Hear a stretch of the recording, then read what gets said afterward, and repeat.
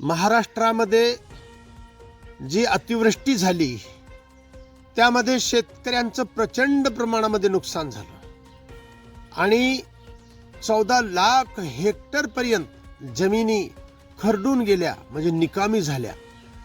दुसरी गोष्ट अशी की शेतकऱ्यांमध्ये जीवितहानी झाली आणि खूप मोठ्या प्रमाणामध्ये त्याचं पशुधन डोळ्यादेखत वाहून गेलं.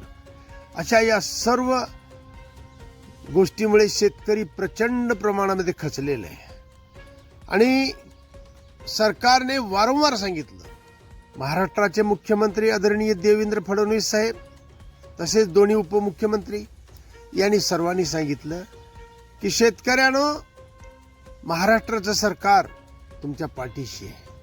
महाराष्ट्रामध्येही आपलं सरकार आहे, केंद्रामध्येही आपलं सरकार आहे. आपण वारंवार सांगितलं, केंद्राकडून अतिरिक्त मदत आपण आणून शेतकऱ्यांना जास्तीत जास्त आम्ही देणार आहोत असं तुम्ही वारंवार सांगितलं. काल केंद्रामध्ये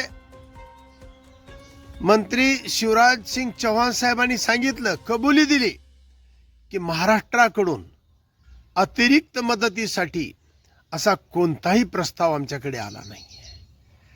तुम्ही शेतकऱ्यांचा विश्वासघात केलाय. त्यामुळे क्रांतिकारी शेतकरी संघटनेच्या वतीने मी असं सांगतो की महाराष्ट्र सरकारला शेतकऱ्यांची माफी मागावी लागेल, अन्यथा तुम्हाला शेतकरी माफ करणार नाही. सरकारला याची मोठी किंमत मोजावीच लागेल.